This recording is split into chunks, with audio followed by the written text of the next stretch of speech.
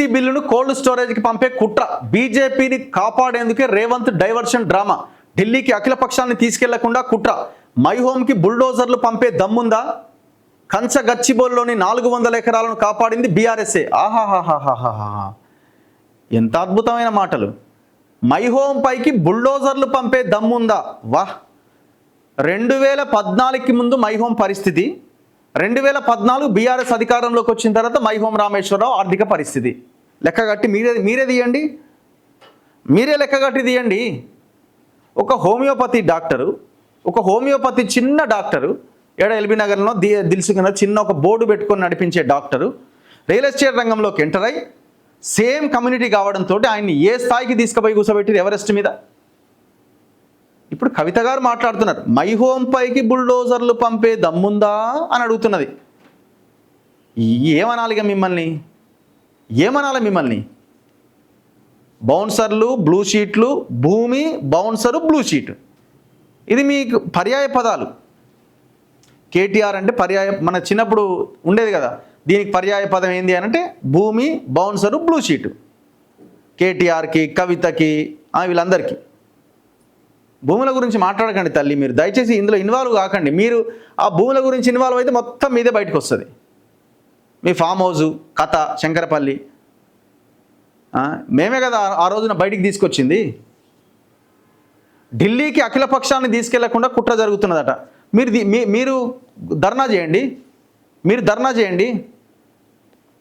200% ఢిల్లీకి అఖిలపక్షాన్ని తీసుకుపోవాల్సిందే రేవంత్ రెడ్డి ఏం చేయబోతున్నది ప్రజలు గమనిస్తున్నారు. ఒకవేళ చేయకపోతే వాళ్ళకు కూడా అదే పరిస్థితి వస్తుంది. కానీ మరి మీ నాయనేడి టోటల్ ఎపిసోడ్లో బీసీ రిజర్వేషన్ల 2 బిల్లులు, విద్యా ఉద్యోగాలు, స్థానిక సంస్థల్లో రిజర్వేషన్ల అమలు విషయంలో కాంగ్రెస్ బిల్లు తీసుకొస్తే, గవర్నమెంట్ బిల్లు తీసుకొస్తే మరి మీ నాయన ఎక్కడ ఉన్నాడు? ఎందుకు అసెంబ్లీకి రాలే? ఎందుకు అసెంబ్లీకి రాలే? రేపొద్దున అఖిలపక్షం పెడతానంటాడు.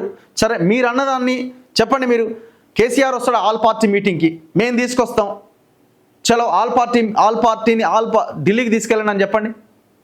అప్పుడు రేవంత్ రెడ్డి ఎట్లా ఆల్ పార్టీ మీటింగ్ తీసుకెళ్ళడో చూద్దాం. ఆ స్టేట్మెంట్ ఇచ్చే దమ్ముందా? ఇవన్నీ దమ్ములేని స్టేట్మెంట్లు అండి. మీరు అన్నీ అంత దారుణాలకు పాల్పడి ఇప్పుడు మాకేం తెలియదు అన్నట్టు మాట్లాడుతున్న వ్యవహారాలు ఇవి. బ్లూ షీట్ సాటుకు నిలబడి మాట్లాడుతున్న మాటలు ఇవి బంద్ చేయరు. మీకు సెట్ కావు, ఇవి అస్సలే సెట్ కావు. కంచ గచ్చిబౌలిలో 400 ఎకరాలు మీరు కాపాడినారు. కోర్టు కేసు ఉందట, కోర్టు కేసు మొన్న తీర్పు వచ్చింది. మరి మీ హయాంలో ఎందుకు రాలే? మీరు అంత గట్టిగా వాదించుంటే ఆనాడే అయిపోతుండే కదా. మీరు ఎన్నో కేసులు ఛేదించారు కదా. బిల్లీరావుకు మీకు మధ్య, మీ అన్నకు మధ్య పొత్తు కుదరలే.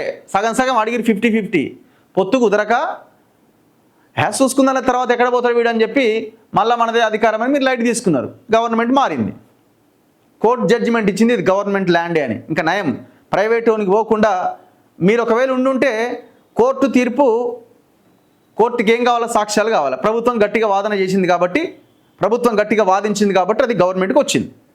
మీరు ఉండుంటే ఏం చేసేవాళ్ళు? ఇట్లా తెలంగాణలో ఎన్ని కేసులలో మీరు సైడ్ అయిపోయి ప్రైవేట్ ఓన్కి లాభం చేసేలాగా చేసిరు?